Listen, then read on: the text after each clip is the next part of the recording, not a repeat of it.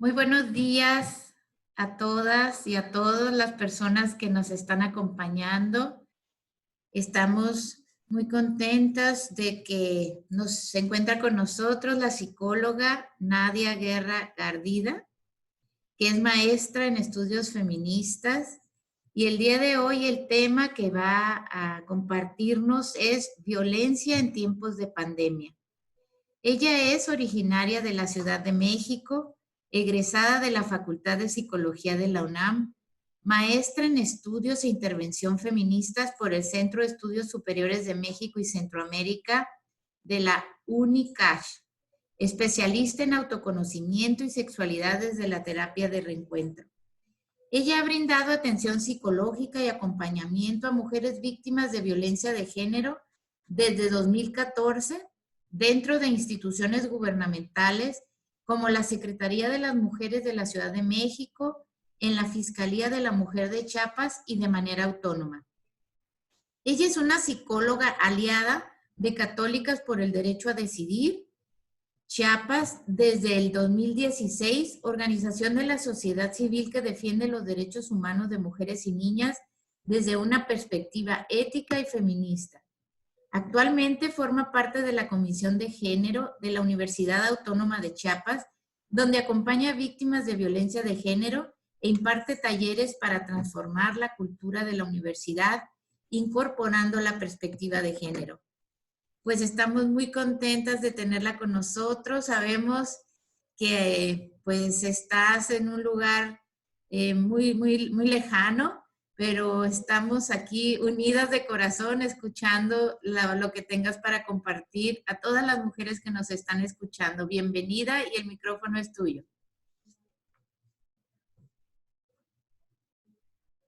Hola, me da mucho gusto poder hablar de estos temas que a mí me conmueven y desde hace mucho tiempo pues yo me considero acompañante como de estos procesos de fortalecimiento de las mujeres.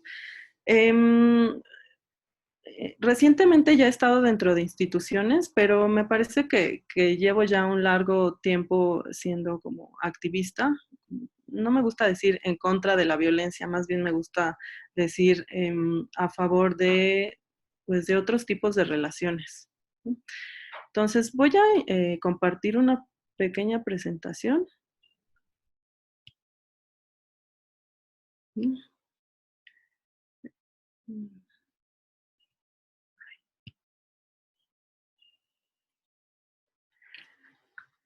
Bueno, yo decidí titularle Violencia en tiempos de pandemia porque, bueno, si bien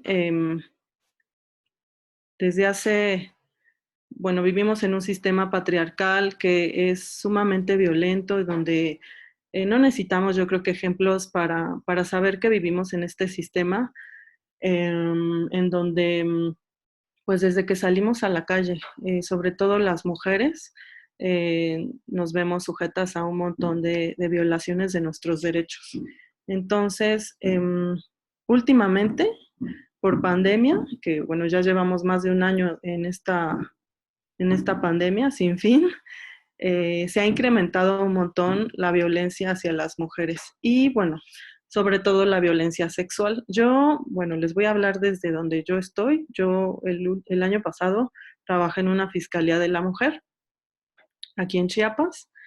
Y los casos de violencia sexual, sobre todo, se incrementaron un montón. Entonces, para mí era muy evidente que tenía que ver con el encierro, que tenía que ver con pues estas formas de ejercer el poder, sobre todo dentro de las familias.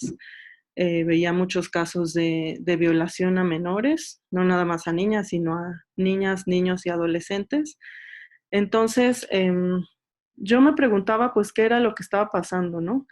Y bueno, pues lamentablemente tiene que ver con este sistema patriarcal, tiene que ver también con que los niños, niñas y adolescentes están mucho más vulnerables porque no pueden salir de casa y están sujetos a un ejercicio de poder de los padres, de los tíos, en su mayoría de varones. Bueno, es importante hablar sobre estas violencias porque em, de repente pareciera ser que no existe, que esta violencia no existe. Hay una normalización de la violencia y bueno, claro que es muy, muy importante hablar sobre algunos mitos de esta violencia de género. Los más, bueno, los que más se repiten, los que más en nuestro imaginario cultural es que bueno, que esta violencia no existe, que en realidad hay una exageración, que pues que siempre han sido las cosas así, porque tendrían que cambiar. Entonces es importante hablar sobre estas violencias para desnaturalizarlas. Ay, no sé por qué les puse esta presentación, creo que me equivoqué, pero bueno. Yo en la fiscalía trabajaba mucho con distintas leyes. Yo lo que hacía ahí eran peritajes psicológicos. Claro que yo daba muchas veces contención emocional a las víctimas de violencia de género, pero me tenía que apoyar en diversas leyes. Yo creo que esta ley ya la conocen, es la Ley General de Acceso de las Mujeres a una Vida Libre de Violencia. Y bueno, esta ley me permitía tener un andamiaje legal que pues me permitía dar muchos argumentos a todo mi dictamen psicológico. Bueno, estos dictámenes psicológicos iban a servir muchísimo a las víctimas en todo su proceso legal y bueno, la finalidad era que llegaran a un juicio oral en donde pues este peritaje psicológico, también claro que les hacían peritajes psicológicos, médicos, etcétera, pues les permitieran que su caso se viera fortalecido y que tuvieran un juicio con perspectiva de género. Entonces yo utilizaba mucho esta ley. Los principios rectores de esta ley son, bueno, la libertad jurídica entre la mujer y el hombre, el respeto a la dignidad humana de las mujeres, la no discriminación y la libertad de las mujeres. Bueno, ahí viene descrito qué es esta violencia contra las mujeres, que es cualquier acción u omisión. Para mí es importante también recalcar que las omisiones son toda esta indiferencia que viven también las mujeres. En el caso de las niñas, y pues es muy claro que también hay un maltrato ahí cuando, cuando se les ignora totalmente. Y bueno, ahora con la pandemia, pues resulta ser que hay algunas niñas que simplemente, pues por vivir dentro de una casa y contar con internet, pues se les deja ahí, ¿no? Como que se eduquen solas y ya. Entonces también hay mucha indiferencia hacia ellas. Entonces, bueno, nos dice que la violencia es cualquier acción o omisión basada en su género que les cause daño o sufrimiento psicológico, físico, patrimonial, económico o sexual, o también la muerte, tanto en el ámbito privado como en el ámbito público. Bueno, aquí están los tipos de la violencia contra las mujeres, es un esquema. Y las modalidades de la violencia son todas estas formas, manifestaciones o los ámbitos de ocurrencia en que se presenta esta violencia contra las mujeres. Es muy importante hablar de las consecuencias de la violencia, porque pareciera ser que no hay ninguna consecuencia, que bueno, si no se ve, no existe. Hay muchos mitos también de que la violencia física es la que deja más secuelas y que a lo mejor el maltrato psicológico, esos gritos, no tienen ninguna consecuencia. Pero bueno, hay que enunciar estos problemas que causa. A nivel psicológico, bueno, la duda, la depresión, estas dudas sobre qué es lo que estamos haciendo, que a lo mejor lo que estamos haciendo no está bien, como mucha confusión, depresión, ansiedad, fatiga también, falta de motivación, dificultades en concentración, baja autoestima y relaciones personales restringidas. Es decir, las personas ya no quieren salir, ¿no? Como que se encierran en sí mismas. Problemas fisiológicos, bueno, dolor de estómago, de cabeza, náuseas, disturbios del sueño. Problemas relacionados con el trabajo, pues reducción de la satisfacción en el trabajo, estrés laboral, ausentismo, cambio de carreras. Hay mujeres que que me referían, por ejemplo, es que yo ya me estoy buscando otro trabajo porque ya no aguanto, sobre todo cuando esta violencia la viven dentro de sus espacios laborales. Y bueno, obviamente hay una disminución en la productividad. Este argumento que yo ponía es de un grupo de colaboradores. El principal, bueno, es Ellsberg en el 2002. Y bueno, yo puse este argumento que lo utilizaba en dictámenes legales porque le daba mucho sustento pues a este testimonio de las mujeres, de las víctimas de violencia de género. Lo que él sostiene es que hay alteraciones a consecuencia de la violencia de género, es decir, que existe un dolor crónico, ya lo decía hace ratito, hay dolores de cabeza, espalda, alteraciones neurológicas centrales, incluso ya, mareos, vértigos, pérdidas de conciencia, crisis epileptiformes, alteraciones gastrointestinales, hipertensión incluso, resfriados o infecciones de vías respiratorias. Y bueno, en general hay como una afectación del sistema inmunológico y bueno, todo este argumento me ayudaba mucho a sustentar el que las víctimas pues ya estaban presentando un montón de consecuencias físicas, psicológicas. Y yo al final lo que les platico, lo que trataba de hacer en estos argumentos legales era pues sustentar teóricamente estos testimonios de las víctimas. Me ayudó mucho haber estudiado una maestría en estudios feministas porque, bueno, el feminismo es una postura política. En mi caso yo me posiciono como a favor de la igualdad de hombres y mujeres, pero bueno, de repente me di cuenta de que sí hacían falta un montón de teorías que sustentaran pues esta postura política que yo tenía. Entonces, este trabajo que yo realicé en una fiscalía, eh, bueno, me sirvió un montón toda esta formación teórica que yo tuve en una maestría, porque, bueno, digamos que fue un puente entre lo teórico y entre lo práctico, ¿no? Entonces, en ese sentido me ayudaban como estos argumentos. Algo que yo también ponía, aquí hasta le puse el número 12 como observación clínica, bueno, que este fenómeno social y criminal de la violencia de género refleja la situación de desigualdad en la que nos encontramos inmersas las mujeres. Y bueno, es consecuencia de una socialización androgénica, que sostiene que las relaciones humanas que se manifiestan, y bueno, se manifiestan en una distribución temporal y geográfica universal. Y bueno, ¿qué quiere decir este argumento? Bueno, quiere decir, en palabras como más coloquiales, que, bueno, las mujeres ya de antemano nos encontramos en una situación de desigualdad.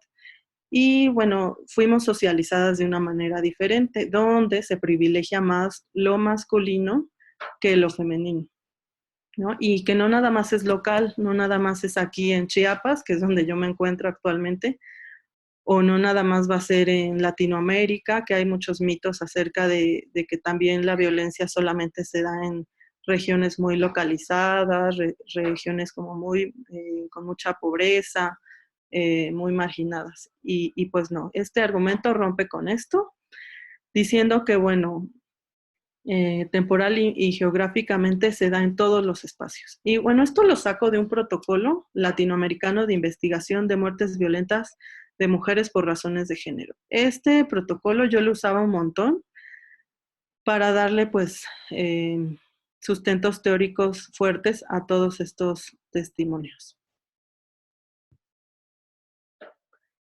Algo que también es importante decir es que esta violencia repercute no nada más en las personas, no nada más en las mujeres, no nada más en las familias, sino también en el tejido social. Por ejemplo, en una institución, una mujer que está viviendo violencia, claro que no va a rendir lo mismo, claro que se va a ver afectada la productividad de esta institución y de otras personas. Puede ser que el clima laboral, como se llama, pues ya no sea el mismo. Puede ser también un factor que incremente los accidentes de trabajo, escolares o enfermedades. Y bueno, en la sociedad, toda esta violencia obstaculiza el logro de la igualdad y el desarrollo pleno de las mujeres en un espacio democrático.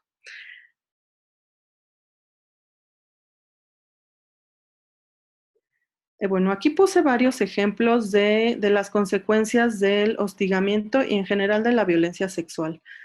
¿Por qué? Porque en la pandemia, durante la pandemia, los casos que más se han incrementado son de violencia sexual. No nada más de violencia dentro de la pareja, sino en general de violencia sexual.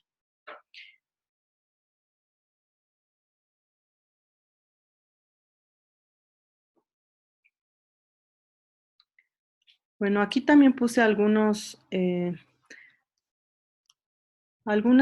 cosas muy importantes que se deben de retomar para una interacción sana. ¿Qué quiero decir con esto de interacción sana? Bueno, para desnormalizar esta violencia también hay que nombrar cómo es entonces que se deben de dar las relaciones de manera sana. Entonces, las interacciones sanas implican una decisión mutua entre personas de condición semejante. Los límites de la relación, si es que hay una relación, son entendidos y aceptados por ambas partes. No hay esta onda de confusión, no hay duda, no hay un sentimiento de coerción o de miedo. Y bueno, el efecto de bromas, comentarios y gestos, pensemos en un entorno laboral, es de hacer sentir bien a ambas personas, es decir, que tengan una convivencia, un diálogo sano y donde ambas personas se sientan bien. Bueno, una interacción sexual normal no es posible. Aquí puse en una relación docente y estudiante porque,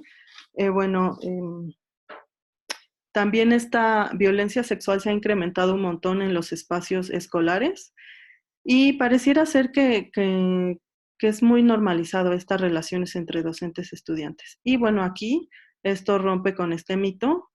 Una interacción sexual normal no es posible en una relación docente-estudiante. ¿Por qué? Porque hay un desequilibrio de poder y hay una disparidad pues de funciones y bueno, también pensando en que una universidad, una escuela es una institución jerarquizada donde pues ya de antemano un docente pues tiene una posición de poder y un estudiante pues tiene una posición pues baja. Entonces, hay un desequilibrio de poder y por tanto, pues no se pueden dar esta relación sana. Algo importante para romper estos mitos de la violencia es que esta violencia es estructural, debe de mirarse desde una perspectiva sistémica, porque a veces pensamos que esta violencia se da solo en ciertos contextos y que se da solo en ciertos lugares. Y bueno, no es cierto, la violencia se da en este sistema en el que vivimos, en todos los espacios.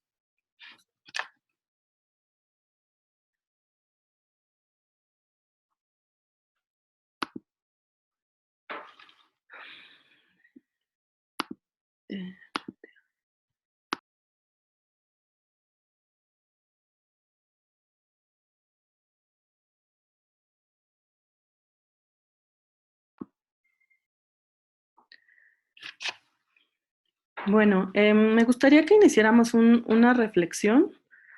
No lo tienen que decir ahorita, pero es necesario que enunciemos estas violencias, ¿no? Porque vivimos todas y todos en este sistema patriarcal donde hay un montón de violencias. Es necesario nombrar estas, estas agresiones, ¿no? Tenemos que, en esta reflexión vamos a pensar en cuándo nos hemos sentido violentadas y violentados y en qué parte del cuerpo sentimos estas violencias, ¿no? Para que lo vayamos ahí como poniendo sobre la mesa. ¿Cómo nos sentimos cuando alguien llega y nos hace una cara de descalificación o simplemente nos ignora, ¿no? Puede darse en estos espacios laborales donde a alguien no le caemos bien a todos, porque pues claro que no vamos a ser todas y todos amigos, pero bueno, lo que esperaríamos en un entorno laboral, pues es una relación de respeto, ¿no? Donde pues podamos colaborar. Y puede ser que también, decíamos en la definición, estas violencias de repente también son omisiones y puede ser que en un entorno, ya sea laboral, familiar, sintamos también que nos ignoran, ¿no? Que como esa indiferencia. Entonces, vamos a tratar de reflexionar en qué parte del cuerpo es que sentimos esta violencia.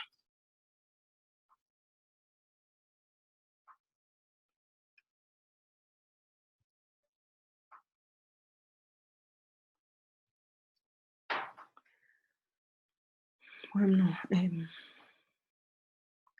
al final de esta ponencia, si hay tiempo, bueno, pues podríamos expresar, externar, ¿no? En qué parte del cuerpo sentimos estas violencias y, bueno, un poco de esta reflexión. Algunas respuestas que preocupan al saber un caso de violencia de género, pues son esta sorpresa y esta confusión. Como que no sabemos qué hacer de repente. Llega un caso o alguna amiga nos platica, ¿sabes qué? Es que tengo una vecina o una familiar que está viviendo violencia. Y bueno, de repente preocupa que haya mucha sorpresa y confusión. Puede ser que también haya mucho enojo, pues una rigidez, es decir, que no sabemos qué hacer, entonces mejor no se hace nada. También puede ser que haya minimización, es decir, que digamos, ah, bueno, pero pues todas las relaciones son así, tú no te preocupes, ya después va a pasar. Una negación y una justificación que les voy a platicar, lamentablemente yo la veía mucho en estos espacios institucionales como son fiscalías, sobre todo de servidores públicos, ¿no? Una negación, una justificación, por esta parte, bueno, del desgaste laboral, claro que hay muchísimos casos, los cuales les comentaba, se incrementaron durante esta pandemia, pero bueno, sí preocupa mucho saber que servidores públicos que están ahí para atender estos casos, pues de repente se veían tan inmersos en estos casos o tenían ya cada vez más, más casos que pues lo negaban, ¿no? Decían, no, en realidad no es que esté pasando, es que casi las mujeres piensan que pueden resolver su situación viniendo a denunciar. Entonces había una negación, había una justificación. Y bueno, lo más preocupante para mí sería que guardáramos silencio. Entonces, pues eso, ¿no? ¿Qué hacer? Aquí le puse, ¿qué hacer como docente si llega a nosotros un caso de violencia de género? Bueno, pero no nada más si somos docentes. ¿Qué hacer si somos simplemente personas y que escuchamos o que alguien nos cuenta un caso de violencia de género? Bueno, hay que preguntarnos, ¿sabemos cómo actuar? ¿Conocemos un protocolo de actuación para saber cómo actuar en estos casos de violencia de género? Bueno, yo diría no solamente en estos casos de violencia de género, perdón, no solamente en estas, bueno, todas las personas podemos ser observadores ante de un caso de violencia de género. Entonces tendríamos que preguntarnos qué herramientas tenemos o si a lo mejor no nos encontramos en un momento de vida en el que podamos sostener como uno de estos casos, porque yo creo que sí requiere un montón de energía, pero tenemos ahí como una agenda o algo que podamos, o alguna instancia a la cual podamos canalizar, sería algo importante.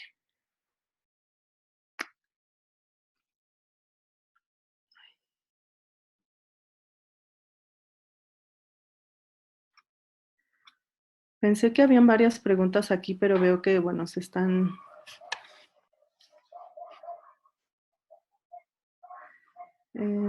presentando, ¿verdad? Bueno, para mí es importante saber si alguna de ustedes reflexionaron en esta media hora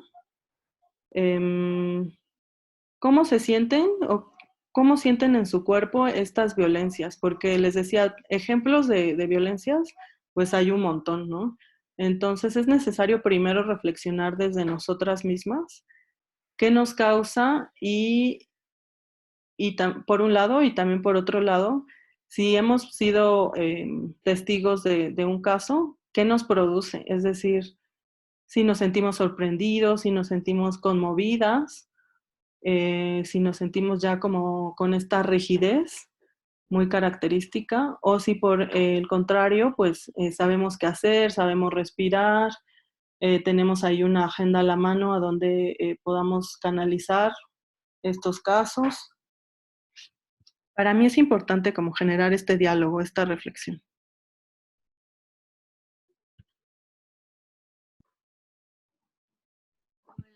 Hola, me gustaría compartirte, no sé si quieres la respuesta porque no hay participación ahorita en el chat todavía, pero por lo menos quisiera informarte que aquí en el Instituto Sinaloense de las Mujeres se hace la atención en horarios de oficina, tenemos atención al público y pues ahorita en este momento se encuentran aquí muchas de las directoras de los institutos municipales y personal de PAGIMEF, porque puedo verlo aquí que son participantes, pero es muy importante esto que estás planteando porque el protocolo es el mismo y no sé si gustes compartir tus recomendaciones para que sea de conocimiento de las personas que están aquí escuchando. Sí. ¿Te refieres a recomendaciones para acompañar estos casos de violencia de género? Sí, porque hablabas de que si conocemos el protocolo, pero como no hay nadie que haya contestado, pues no sé si gustas informarnos qué sería lo que establece el protocolo o cuáles son tus recomendaciones para hacer un acompañamiento adecuado. Bueno, en un primer momento, yo sé que a lo mejor no todas son psicólogas o profesionales de la salud, entonces yo creo que en un primer momento sería ver con qué herramientas contamos nosotras mismas y ver con qué herramientas cuenta esta persona, ¿no? Porque no es lo mismo que llegue un caso de una mujer, por ejemplo, que llega ahí acompañada de toda su familia o de alguna amistad o de alguna activista. A mí me tocó ver varios casos de mujeres que llegaban acompañadas de activistas, que ver a una mujer que llega sola, ¿no? Entonces, es muy importante ver cuáles son las redes de apoyo de estas mujeres, porque, bueno, una mujer sola, pues no tendrá tantas herramientas. Claro que a lo mejor ya logró un paso enorme ahí pues al llegar a una fiscalía o al llegar a una institución que le puede brindar como más apoyo. Pero bueno, yo recomendaría en un primer momento eso, ¿no? ¿Qué herramientas, qué vínculos tiene esta persona? Eso es muy importante. Porque bueno, los procesos de denuncia, sobre todo, que es donde yo tengo más experiencia, los procesos de denuncia de violencia de género son procesos largos, son procesos em, pues que requieren mucha energía. Entonces, yo creo que lo principal es ver con qué herramientas cuenta esta persona. Otra cuestión que ahorita se me ocurre también es checar cuáles son bueno, cada caso es distinto. Por ejemplo, si es un caso de violencia sexual, hay un montón de protocolos para acompañar a las víctimas. Yo creo que depende mucho del contexto, ¿no? Depende mucho de si la mujer está en un contexto de mucha más vulnerabilidad o no. Pero bueno, habrá que ver si su vida corre peligro. También pensar que hay albergues, hay lugares donde las mujeres pueden quedar ahí resguardadas. Pero bueno, algo muy importante también es que estos espacios ponen como una pausa en la vida de las personas, ¿no? Y de sus hijos, si es el caso. Entonces hay que checar esto. No todas las mujeres están dispuestas a poner pausa en sus vidas, muchas tienen trabajo, otras no, pero bueno, es importante checar esto. Si las mujeres están dispuestas y si su vida realmente corre peligro, pues claro que es importante resguardarlas a ellas y a sus hijos. Yo creo que algo básico también en este acompañamiento a víctimas de violencia de género es contar con una agenda, creo que ya lo decía hace un ratito. No siempre nosotras podemos pues llevar a cabo de la mejor manera todo este acompañamiento. Hay que pensar que, bueno, también hay instancias especializadas donde podemos canalizar y, bueno, yo creo que esa es la clave del éxito, ¿no? Que estos casos se resuelven en equipo, en conjunto y, bueno, yo no tengo a la mano una agenda que les pueda proporcionar porque estoy en otro contexto, yo estoy en Chiapas, pero es importante que ustedes diseñen o creen esta agenda, ¿no? Yo creo que ya la tienen por ahí, pues si están en una institución, yo creo que es algo muy básico que deben de tener ahí a la mano. Y bueno, algo muy importante de lo cual yo hablo también eh, últimamente es de el autocuidado. Les platicaba esto de que algunos ministerios públicos estaban ya muy desensibilizados y es que la pandemia lo que trajo es un incremento considerable de casos. Los casos se disparaban. Yo llegué a tener, por ejemplo, cuando tenía a la semana 2 o 3 casos urgentes, los casos urgentes yo tenía que hacer el dictamen en máximo 24 horas. Entonces, cuando no había pandemia tenía 2 o 3 casos urgentes a la semana. Y en cambio, con la pandemia, llegué a tener hasta 3 casos urgentes al día. Entonces, pues las consecuencias de esto es que el personal de ahí de fiscalía, de ministerios públicos sobre todo, pues estaban muy rebasados.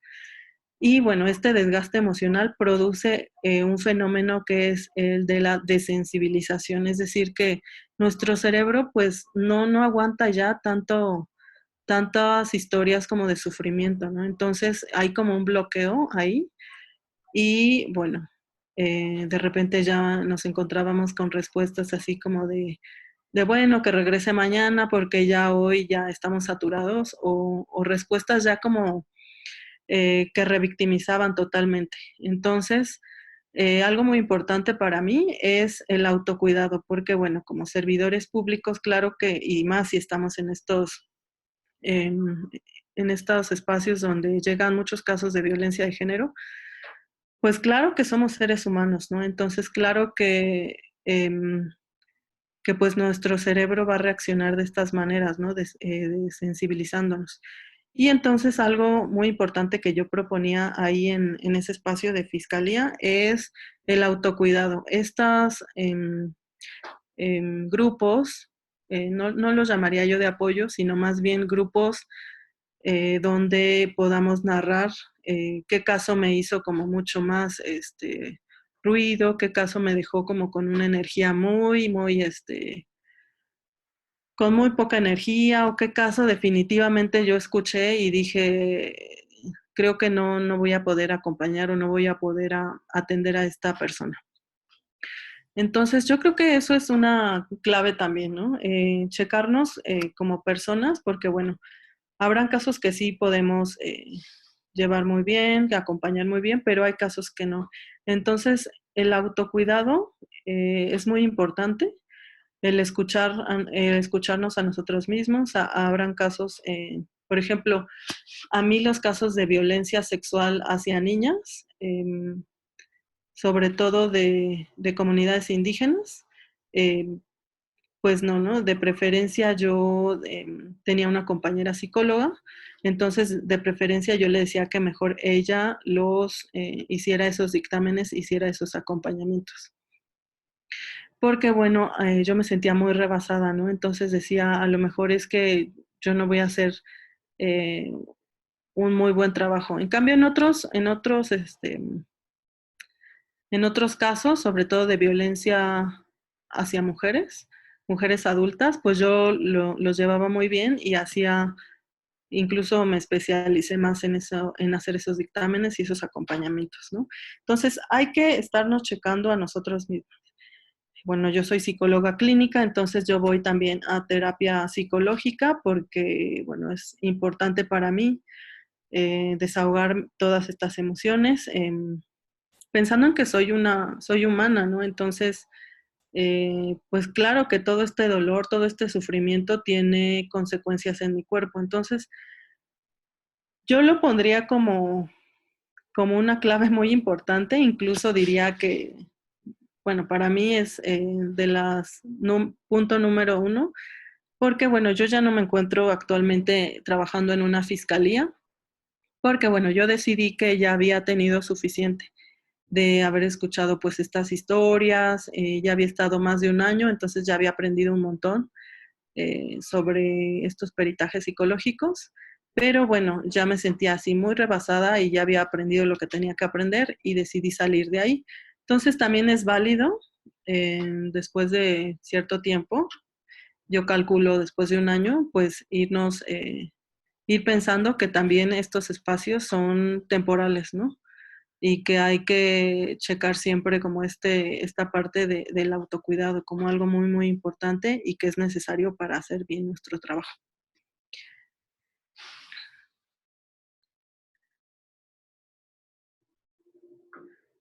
Bueno, dice Elena Moreno que hay que generar cuidados para los acompañantes, claro.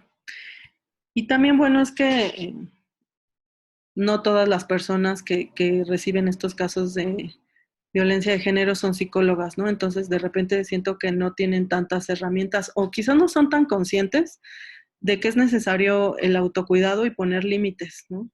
Um, yo sé que es difícil, ¿no? Porque ni modo que nos neguemos a hacer nuestro trabajo, pero bueno, sí se puede canalizar, si tienen algún compañero o compañera, se puede también ahí, eh, como yo les decía, cuando llegaban casos de niñas muy pequeñas víctimas de violencia sexual, pues los atendía mi compañera, que se especializó mucho más en eso. Pero bueno, es importante también. No sé si alguien nos quiera compartir si logró hacer esta reflexión de cómo sienten en su cuerpo estas violencias. Porque bueno, un primer paso es saberlas identificar. Yo creo que vivimos en un mundo tan maltratante, donde hay tantos ejemplos de violencia que pareciera ser que de repente hasta lo normalizamos, ¿no? Como que decimos, ay, es que no hay que exagerar tanto, o sea, pues ni aguantamos nada y pues, vivimos en este espacio pues hay que aguantar, o más que aguantar, pues hay que resistir, ¿no? Y hay también un falso discurso ahí como de estamos en la resistencia o también últimamente he entrado a varias conferencias que tienen que ver que son de resiliencia y pareciera ser que resiliencia es aguantar todo, ¿no? Aguantar de todo tipo de violencias. Y pues yo creo que hay que aclarar que la resiliencia pues es otro concepto totalmente diferente.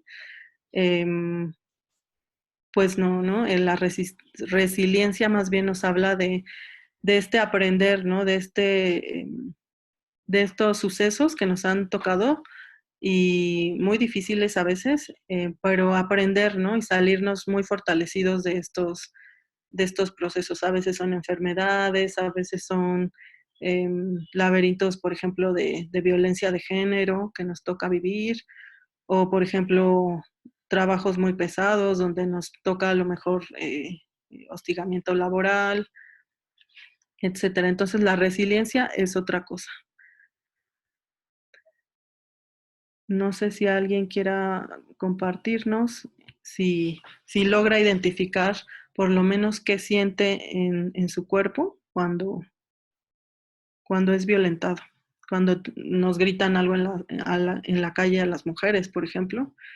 Yo me siento muy, muy molesta, incluso siento que hasta mi día como cambia, ¿no? Como que yo estoy así muy, muy feliz de salir a trabajar, pero de repente si alguien pasa y me grita algo, claro que me mueve ahí toda mi energía, ¿no? Como todo mi centro. Pues como no hay aquí la participación de otras personas, me gustaría compartirte. Yo soy la jefa de capacitación Y lo que, Lupita Payán quiere, adelante Lupita. Sí, buenos días. Este, yo, en lo que yo quiero participar es de, pues, mucha razón, Nadia, uno como de un instituto, pues comenzando con lo de la pandemia, ¿verdad?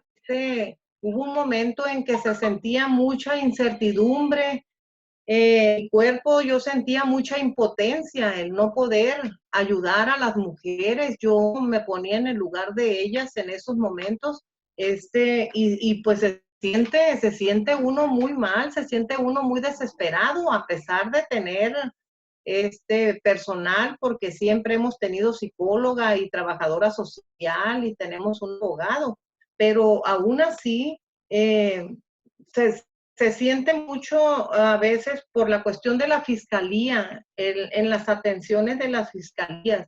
Aquí en nuestro municipio, la fiscalía está afuera, está como a 30 y tantos kilómetros de la cabecera municipal. Entonces, lógicamente que a las personas que vienen de las comunidades, pues todavía les queda mucho más lejos ir a meter una denuncia, ir a pedir una orden de restricción. Y tú sabes pues que las órdenes de restricción, pues aparte se abre la carpeta de investigación y de ahí por recabar pruebas. Y pues ya para cuando todo eso sucede, pues ya la gente desiste, porque las mujeres desisten a veces por miedo, a veces por la cuestión económica del traslado de un lugar a otro, de que no es posible que continúen con los casos, porque se ve de todo. O sea, hay tanta violencia psicológica, hay violencia en todos los tipos de violencias se nos presentan. El problema aquí es eso, el cómo nos sentimos nosotros, cómo nos dejan esos casos con esa impotencia, que no podemos a veces ayudarlas a terminar de cerrar ese círculo de la mujer cuando se siente violentada y que está golpeada.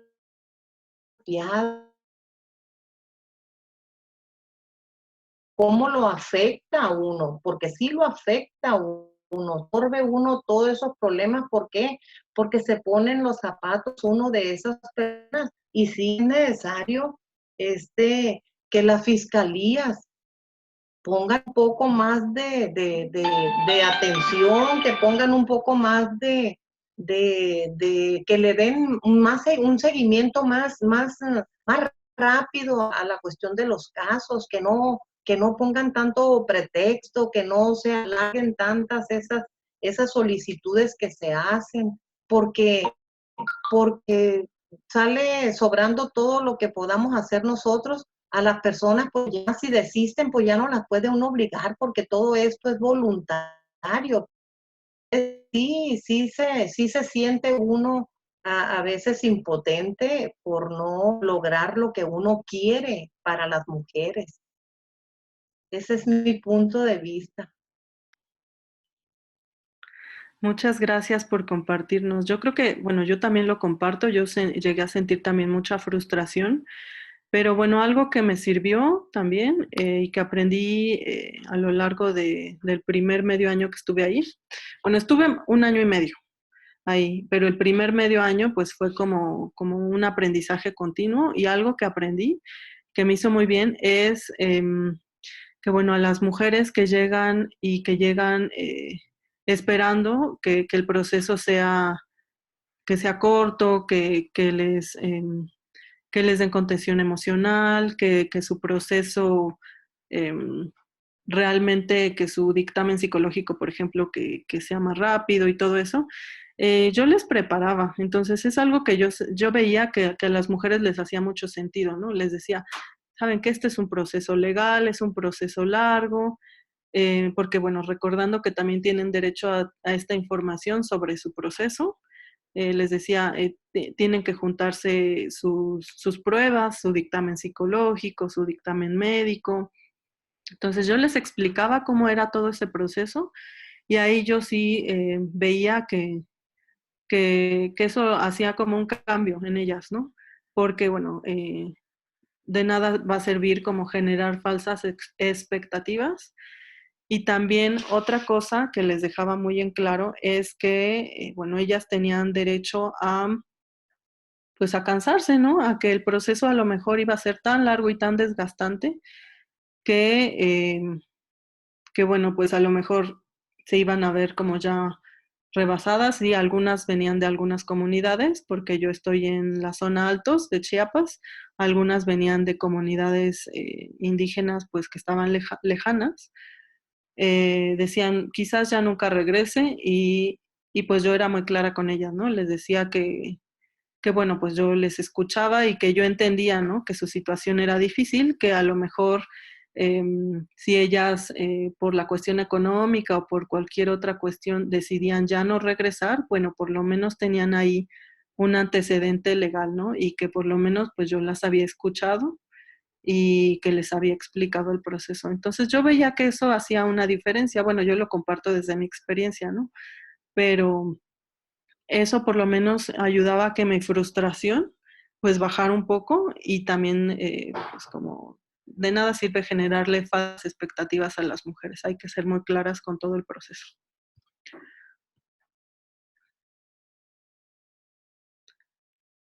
Y bueno, comparte Elena Moreno, yo he sentido un fuerte dolor de espalda y si se mantiene el enojo me duele la cabeza. Trato de relajarme. Ok. Sí, pues yo creo que todas las personas tenemos nuestras estrategias de autocuidado y que si estamos en una institución en la que nos llegan un montón de casos, pues tendremos que poner en marcha, ¿no? Todas nuestras herramientas con las que contemos. Les platico, yo en mi caso decidí salir de ahí, incluso decidí, pues sí, buscar un trabajo que me permitiera, pues descansar también, ¿no? Porque de repente así el mes en el que salí de ahí, me sentía todo el tiempo muy cansada, muy cansada, muy cansada y yo decía, pues, ¿por qué si dormí mis 8 horas, no? Pero bueno, también hay que estar conscientes de que necesitamos espacios de descanso y como de desahogo y bueno, estas estrategias de autocuidado pues diseñadas para cada una de nosotros.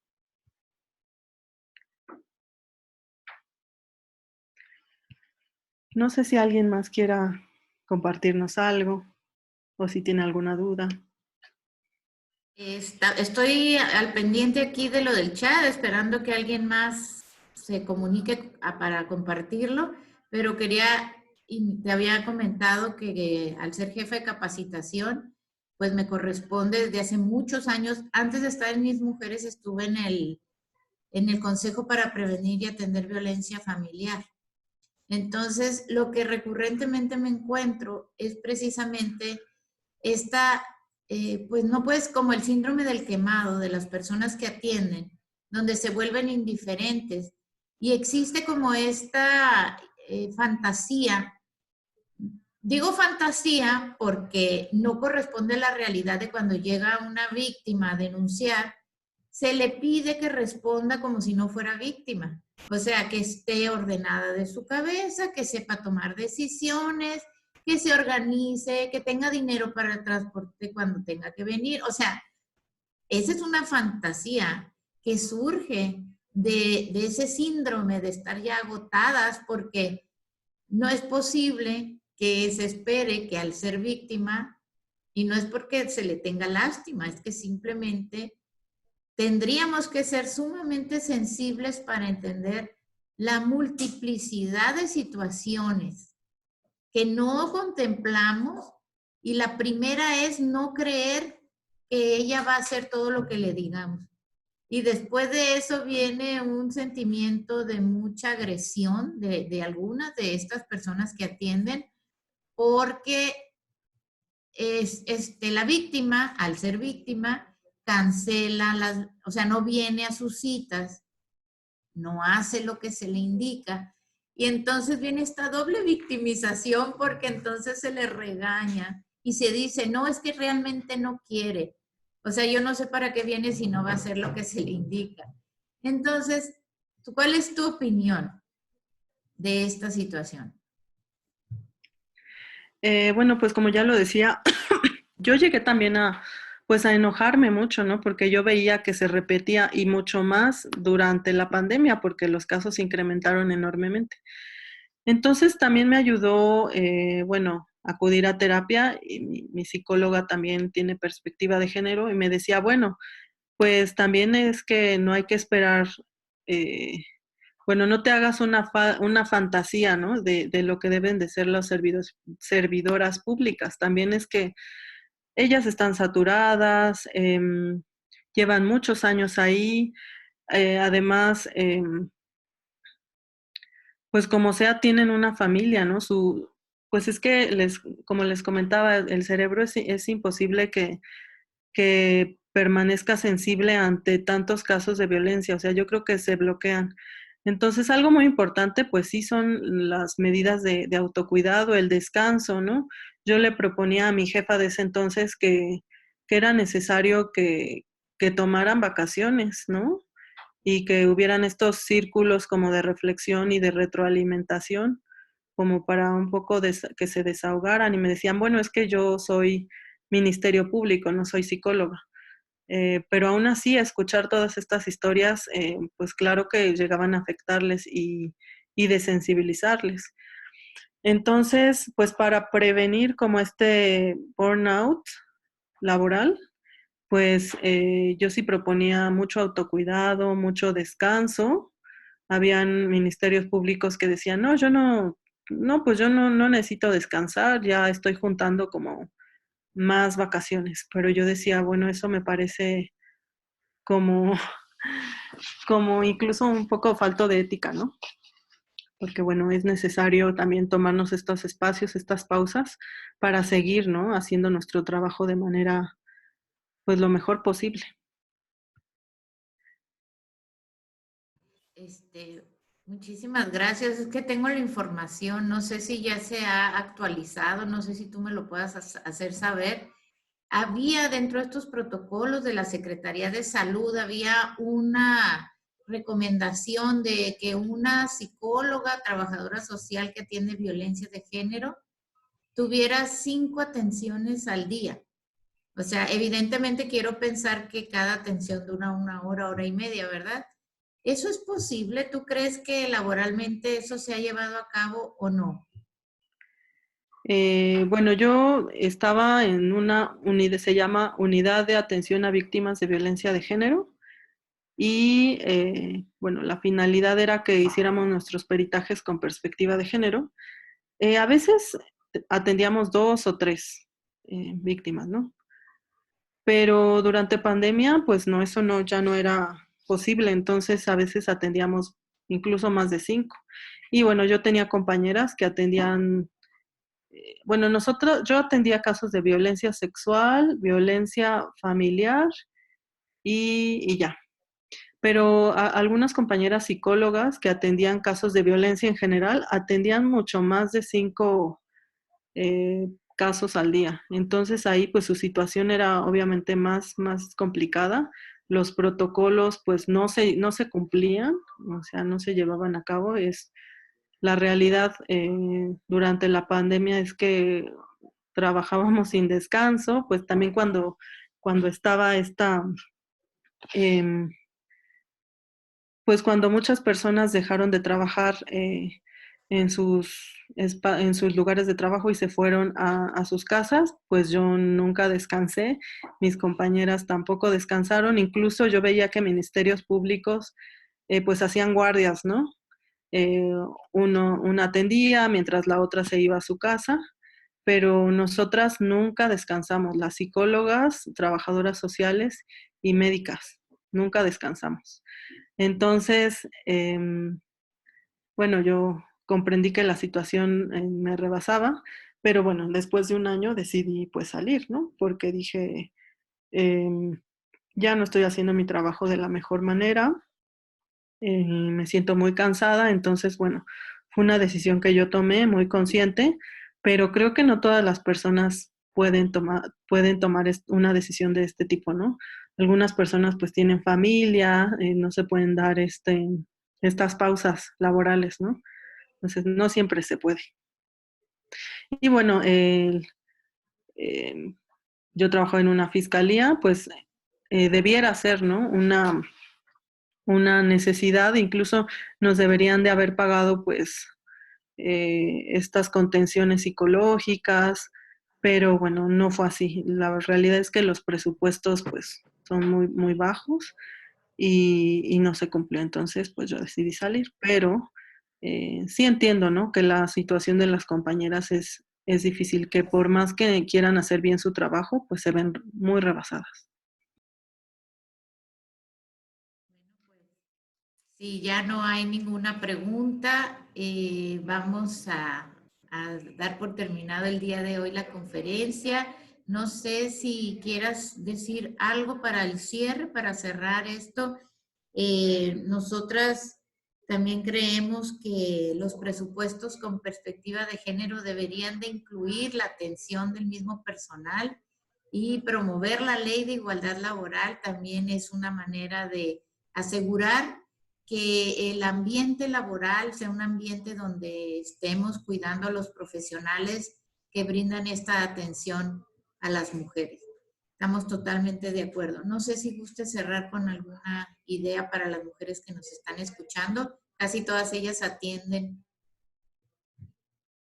Ok. Bueno, pues yo otra vez quisiera hacer énfasis en el autocuidado. Yo creo que para hacer bien nuestro trabajo, que es, yo igual continúo atendiendo a víctimas de violencia de género, ahora en un contexto universitario.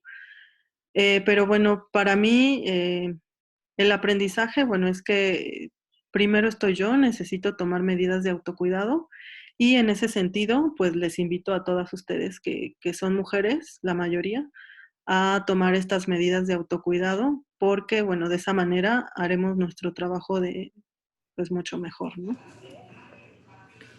Bueno, pues muchísimas gracias a la licenciada Nadia Guerra por toda esta información que nos brinda, haciendo énfasis en cómo debemos autocuidarnos, estar al pendiente de nuestra propia salud y de mantener buenas relaciones también laborales que favorezcan que podamos desempeñarnos bien en nuestro trabajo. Yo quisiera comentarles que el miércoles que viene se va a encontrar, va a dar su conferencia la doctora Ana Luz Flores Pacheco con el tema Mi experiencia con la terapia bioenergética en la pandemia. Y bueno, pues le agradecemos mucho a la psicóloga Nadia Guerra, quien le vamos a brindar ahorita un reconocimiento por parte del Instituto Sinaloense de las Mujeres. Si ahorita lo van a poner aquí en pantalla. Es, Arnoldo. ¿Sí? Ah, ok. Muchas gracias. Ahorita va a venir aquí.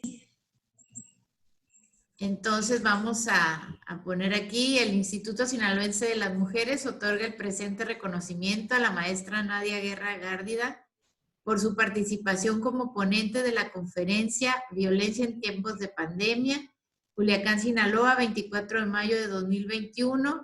Firma la licenciada Laura del Carmen González Bon, nuestra directora general, quien te envía un cordial saludo y muchas gracias por habernos dado tu tiempo y tu conocimiento desde allá, desde Chiapas, donde te encuentras. Muy agradecidas, te mandamos un fuerte abrazo y que sigan los éxitos y que todo siga muy bien. Aquí estamos tus aliadas desde Sinaloa. Muchísimas gracias, Gracias, Nadia, por abrazos a esto. todas. Un Gracias. saludo. Hasta luego.